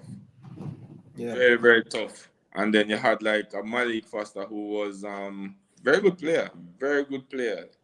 And we had like a Stefan Logan. Those players and Calico, Blackwood, and those players would compete for a midfield three. And so it was like six of them are, Dominic James also would be a part of this. So it was a very strong midfield bunch. You have to choose three players from. So it was a tough team, man. Very, very tough team. Mentally, they were mature. They were championship material, because all of those boys at some point in their life, they had won something. Blackwood, you know, him with Boys Town. I think they won in 2012 with we have Shamar Nicholson. Something like that. Yeah. I think I beat him in the under 20 final. Yeah, he win under 20 final both of us win under 20 with Boyston, and then I leave go to Arnett, beat Boyston in the final. So Blackwood has been winning a lot of trophies from under 17 come right up. Yeah, you know? All of those players, and you saw, I had some junior Flemings. You had with Tivoli. I think Tivoli had beaten Cavaliers in the under 17 or the under 20 finals in 2013 before the Manning Cup. And they had the Howells and with the Water. So everybody they were winners before. So you're lucky. You say you're blessed to turn up at a team like that. And it's destiny, and it's a mindset too. Because when you have a positive mindset and a successful mindset, and you do the work out there, you pray, and then you get an opportunity. You just have to take it, and timing is everything. You think timing in cricket, timing in football, but most importantly, timing in life. Just the right time, and your career as a person can just skyrocket. Yeah, so, definitely, I agree with you, Coach. Nearly 1 hour and 30 minutes. Yeah, your journey is very long, and I don't want to keep you too long. I have a few more questions for ask you, then we're wrapped up. I know you have your wife and stuff. But Junior Flemings, how special, and a lot of people see on the outside. I know Junior Flemings, I've been to a national program with him. He's a very hard-working guy. Yeah, he make everything look easy in football. He were playing Manning Cup for a long time. He played Manning Cup with Ashley and Walker and all of these players. So he must been playing with JC for a long time. How good player is? No man, very good, very good. At schoolboy level, you could say one of the best ever schoolboy footballer, and he has been making his making definitely his impact in terms of as a professional footballer. But he had basically everything. Very confident, which is so important for a schoolboy footballer. He was confident. He always wanted to win. Always wanted to win. A team player. He charismatic, and at the same time very tough on his teammates. But at the same time, him are the one we are go, call them and run joke with them, and you understand. Him not gonna miss them birthday and stuff like that. So when he was tough on them, they understand, they knew that was him, and they knew how much he wanted to win, like every single thing, and they understood him. I was happy that we had a camp. I remember having a 3 weeks camp with them in St. Elizabeth by States. And that was the time I really, kind of get to understand him and everything like that. I made him instantly the captain. I think he was the captain before I went there. So automatically he would have been the captain. I remember he had games. When he had bad games, I would say to him, look here, just forget I won there. You understand? Because some players you have to manage every player differently. You understand? Some persons you can probably show them this and that. But some players just say, look here, just forget about it. Hey, just quickly forget the game, next game. You understand? So, you'd approach him a different way. And we had a good relationship. We have we still have a good relationship. We still talk, we will send messages and stuff like that. And but he was exceptional. Yeah. The confidence that he had as a youngster to make mistake and still go on, because my thing was that, look here, the biggest mistake you'll ever make is afraid to make a mistake. That's the biggest mistake. So once you're playing, I will say, look here, I will be more upset with players who don't go into the space rather than the player who go into the space and lose the ball. You understand? So for him, he will lose, but he's going back again. Very persistent.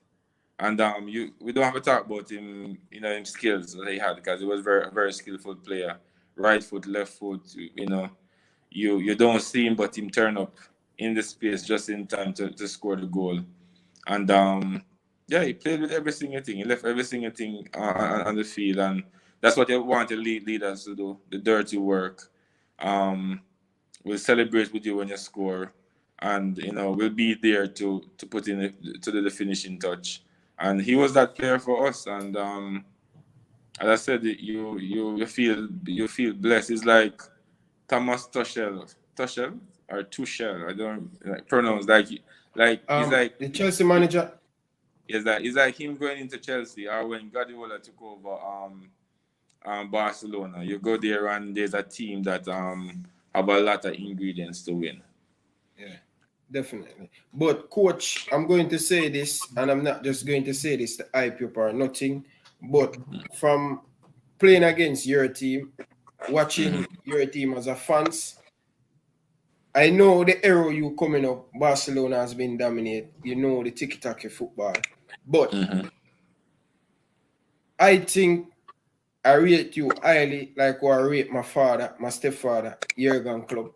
I think your type of football, Jurgen Klopp, would you say you take something from him? Because I see something in common with you. You have a very good personality, and your team not only have great player, have good player, but off the ball, you guys work very hard. You guys want to always work very hard off the ball more than the opponents. Do you take anything from Jurgen Klopp, or you take which Jurgen Klopp team you like, Borussia Dortmund or Liverpool? What? Well, to be honest with you, I like gegenpressing, and it's a German philosophy in which when you lose the ball, you try to transition to attack. Transition to defend. You try to win the ball back as quickly as possible, and a lot of physicality. I was at Norman Manley, and Garrison football is a little bit different from maybe a football at Jamaica College. So Garrison football, you watch Arnett Garden, you play with a lot of flair. Because of the people, you have a different game model based on when you're working at the Garrison, because it's like, everybody like very hot. Like to have the ball, yeah. Yeah, like to have the ball. Yeah, so you have to play. Basically, you try to play a different type of football. So so at Jamaica College now we had very athletic players. It's a school that the physical literacy is very high, because track and field and everybody at the sports and every single thing. So we have persons who are doing, when they come to your program, he may be playing, he was a track and field star or something at primary school or in play. So you have a school that is very physical. So that would have helped me to shape a team that would be ideal based on my personality too, based on being a number 8 player, a transition player. I would want to have a team where it's about transition. Transition when you win the ball, transition where you attack. And as a result of that, I would have developed a philosophy. As I go on more, I never want to play like a Barcelona, because they will play more here, more in they play a lot of football in terms of building up. A lot of touches, building up. I wanted to build up, of course, but I wanted it to transition quickly to the striker. Quickly to the striker. Yeah. So when I watched like a Borussia Dortmund, I could have identified they were playing 4-2-1 with, I think Ruiz was playing behind the striker. Yeah, and he would make a lot of good runs behind the striker. So Howell was, I could have patterned based on how they were playing. In terms of, I could see, and then you would probably mirror some of the things too. Mourinho too. I would, because they were winning at the time. You'd have watched his team in terms of the organization, and so boy, you know what? Look, these are some of the things in terms of you create that structure around it. So Klopp, yes, Mourinho, of course, and you cannot deny Pep in terms of Guardiola. Success and achievement. Success and everything. So all of those coaches at that point in particular time. And then, to be honest with you, I really, when I play against Coach Alleman, because he was doing basically a Klopp too, because he was doing a similar thing to Klopp, because he was playing 4-3-3. What Klopp is doing now is what he did before.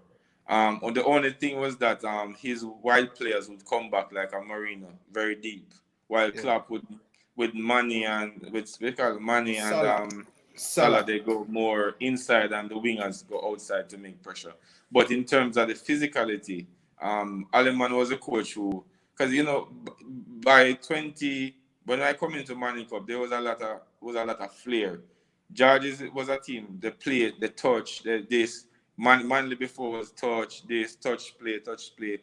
So different from Aleman, I decided that I was saying, look here, you know what, we have to create a very physical team also on the football field. It was about not a player just take a ball and him dribble and he decided not to come back, but good shape. You understand? Good shape on the football field, good structure, good discipline, some set actions and evolutions.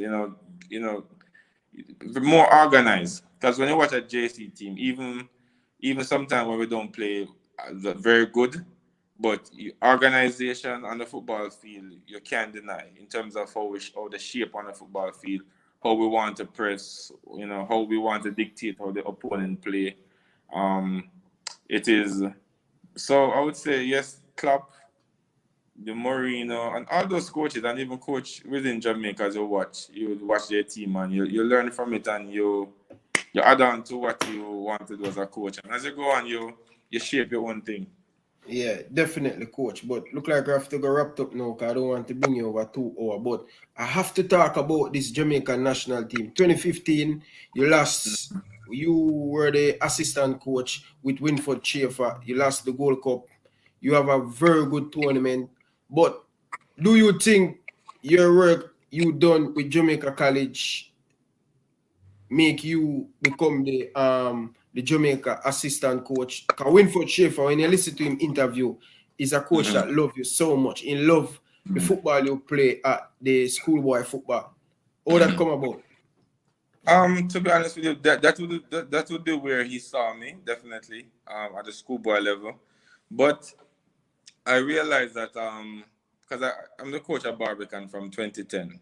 Yeah, coach. And Yeah, man. yeah. The So I was a story is coach. long, coach, man.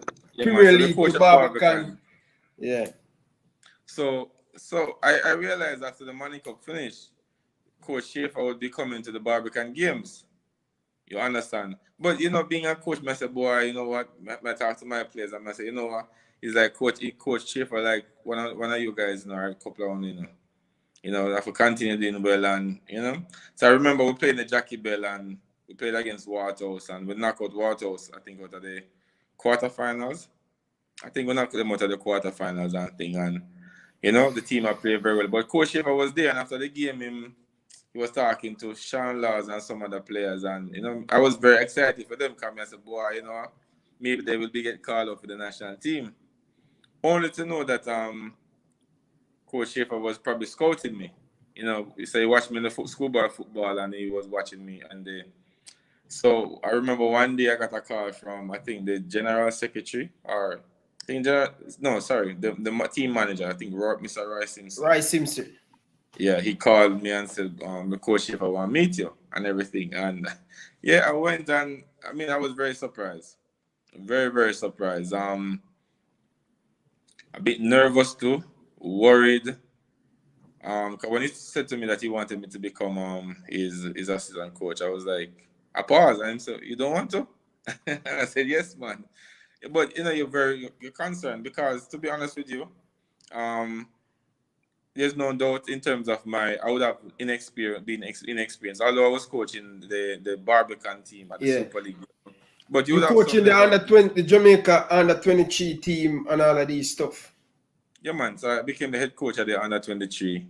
And we went the farthest in terms of our under-23 team at the time. Yeah, definitely. But we should have done much better. The team that we had, we should have done much better. We should have gone to the we should have gone to the CONCACAF level, the quarterfinal level in the CONCACAF to have a chance to go to the Olympics. We had a very good team, but I think that's one other story. But yes, I was very surprised when he said that he wanted me. So in the media there was a lot of bashing. Some person definitely was saying, "Yeah, man, give the young youth a chance and everything." And person was saying, boy, inexperienced, should give this coach and everything. And I just kept quiet because I said, boy, you know what, deep down in my head, I know What that they capable of doing. yeah, but also what some were saying was right. You understand? Yeah. So I just after about 2 months or so, I did an article. Well, I did an interview and said, hey, I never choose myself. You understand? So you bark up the wrong tree. You understand? You say, oh, me did whatever. But I never choose myself. A coach came and he saw went to all of the Premier League games and go to the schoolboy football, go to the Super League games, and well, for some reason he saw something in you. Yeah, and I said to them that I mean, I know I'm a fast learner, and I'm gonna catch up in no time at all. So you have to double up. I remember, to be honest with you, when people are asleep, me at work, cause I'm leaving Jamaica College 1 o'clock, 2 o'clock, 3 o'clock at night. Some nights when I go home, my wife asleep. Me just probably just take the couch and I wake her up, or you going in the next room or something. Yeah. You understand? Because I'm watching games. Me I work on strategies. Me I, watch games, even games that are not mine. Me I work and you analyze, and you understand. You listen to interviews and every single thing. You work. People are asleep. They don't know what you do. People are asleep. Me I leave JC and me have to wake up our security. Wake up and security to let me out. You understand? So I hope for things, and so me as a youth where I come from sufferation and hardship. You understand? So you have to work extra. And God is always there at the forefront, Virgin. Believe me. You guys have a very good bond together, because before I moved to Canada, Winford Schaefer always watching your game. I remember one time when you guys win in the National Stadium and you were talking to Rice Simpson and stuff, and you were talking to, listen, I like that Jamaica College team. He like the coach and all of these stuff. So it would surprise me when you saying he come to the game, the Barbican game, and you have a very good success in the Barbican team. You guys come up to the Premier League and stuff. You still Winford Schaefer assistant coach. So you guys do it very well. I think you guys go to the in Brazil to play against Argentina. What that competition name again? Copa America. You guys went to Copa America, play very good against Argentina. All of these team, and then Gold Cup. You guys playing very well in the Gold Cup. You guys should won the Gold Cup. Just a few mistakes by individual player make you guys last. But listen, I don't want to keep you no more longer. I have this question. What do you think about that? But what I think about the Reggae Boyz, do you think they will qualify for this World Cup 2022 Qatar? I mean, being the talent that they have and being a Jamaican, you go with that belief that they can qualify for the World Cup. They have a very good team. They have been doing very well. There's some pieces that they have, which some very, very important ingredients, I would call it, that they have. They're fighting for each other. So even sometimes they have a bad game, they can eke out results, and those are things that are very, very important in terms of going to the World Cup, because sometimes you will, I don't know what the format will be in terms of if you will go to another country, it will be done like in a bubble, or one venue, without home and away. I'm not sure how they will do that. Right now, because I'm covering most of the Conca Cup thing, most of the team them are moving their game to different venue, like different country, because of the coronavirus.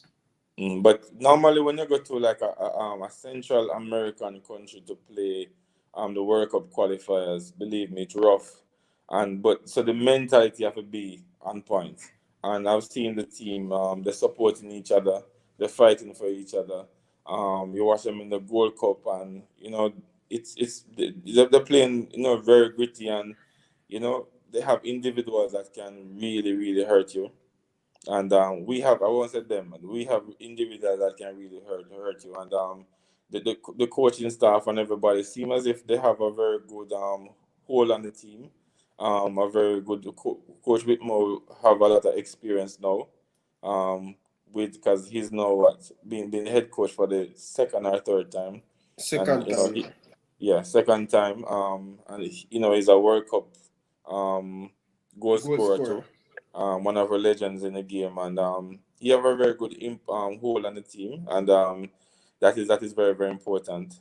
So I believe we have a very good chance of, and I hope that we go to the World Cup. Definitely. Definitely. But you are in for Chafer now in Qatar. I just want you to Mm-hmm. sum up your time or your team doing right now, and let's close it up. Yeah, well, we have the team that we are now. Is the first we have had a team that we're in the relegation. They're Yeah. in they're fighting to stay in the league, so they had contracted us to keep them within the league. So that is a plan to keep them in the league.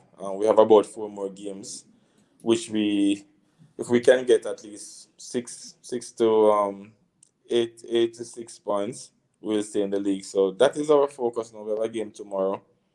So far we won one game, we drew one, and we lost one to the number 3 team last week. So we hope we definitely think we can keep them in the league. We have a game today, so it's a game that we have to win. The players, the body language is good. We have some professional players that they're really pushing. They're really pushing the team to stay in the league. So that's the hope right now. And it's a very good team. Just the fact that they didn't start out very well. So we're just regaining their confidence and see how best we can stay in the league. Definitely, coach. I really appreciate your time to take your time out to do this interview. This is the longest interview I've had. Interview like Manley King last week. So this one is very long, and your story live on. It will stay here forever. And thank you very much, man. I hope your family and everybody doing good. And Yeah, what do you man. have to say to the Jamaican people before you leave? No, well, I would want to say the Jamaica people is that just we have to just unite in love. We can't. I've seen, and it's never the majority, never the majority, but the majority always have an idea who persons who are creating havoc in the country, Yeah. because it's not a good look. It's not a good look. Either you're outside or inside the country. It's not a good look just to hear every single day 5, 6 personal drop out. You understand? So our fight is a fight of unity. It's a fight of we have to start, and maybe it's my generation or the generation before mine that a lot of things change in terms of how we grew up, that we can't talk about anything at all. We can't have disagreement. You understand? Persons want to shoot or person want to take a life. So I just hope that step by step, because it now take like a light bulb switch. Step by step we start talk to each other. We have disagreement and everything, and we can get past it. That level of maturity, that level of knowing that every life matters and every life is important. And it starts from just in the home. That's always the key. Better family, better society. You understand? So even to your generation who are gonna have kids, be better fathers and mothers. You understand? My generation will probably still having kids. So be better. Let's have better family, and that's the only way I believe. And just live good with neighbors, and see how best we can. We can get back sweet, sweet Jamaica. Where my community, my country. We can go there and probably I left my back door open. Well, that's a wish or something. You know what I mean? But you have to find a way to really get back the country in, because no government alone can do it. Yeah, it start from the parents, and it start Yeah, man. from, you know, this, not even the school alone, the parents and the father. Yeah, man. And we need more father to stay in the kids' in life. That's the Yeah, man. thing. Definitely. We need Definitely. more father Definitely. figure. Father can help and stuff. It's important. Most of Jamaican generation, most of the population, most of the youth, them not going with any father. You know, so that's the thing. It start from the home. But coach, thank you very much. Your dream job. Which team you want to coach? Dream job.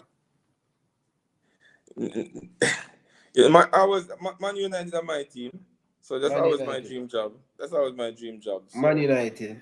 yeah, Okay. man, definitely. That's okay. That's okay. Hopefully your dream can come true. Sky is Yeah, the man. limit. You never know. You never know. With a lot of black coach getting job in England, Yeah, yeah, it's a yeah. That's a good possibility. look. I That's a hope good they look. can kick down the door and they see the potential we have as black people and stuff. But coach, last thing, if you get the chance to coach a Jamaican national team, would you take it up?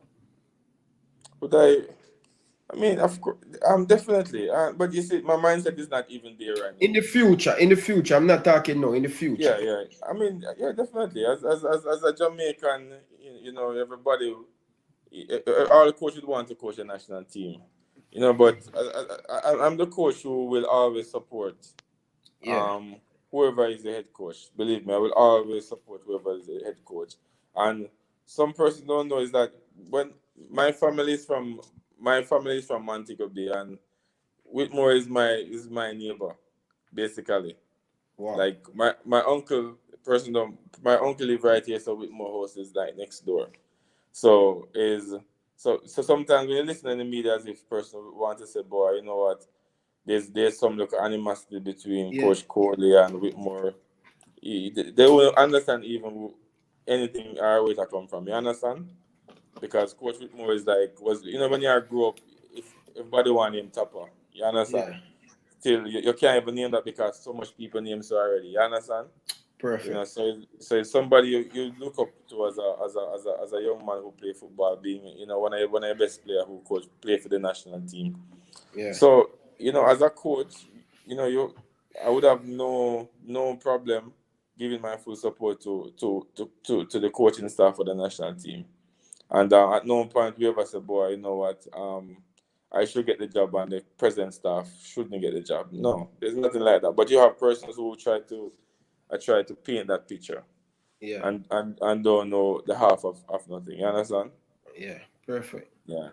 Well, coach, thank you very much, man. I hope you get some rest for your game tonight or Yeah, tomorrow. man. If you go And sleep. yeah, it's long. I really, really appreciate it, coach. I didn't even know um doing this stuff. I just always say I want to do this to share the journey with Jamaican player and the coach and stuff. And to see No, in man. 1 week, I get two great Marlon King, know you. Mhm. And you'll get many more persons, man. And all the best with the program. You understand? Because the start is not about the start. And you have a good start. Just have work and the finish. And just continue and keep going and growing your program. And get some new banner behind that.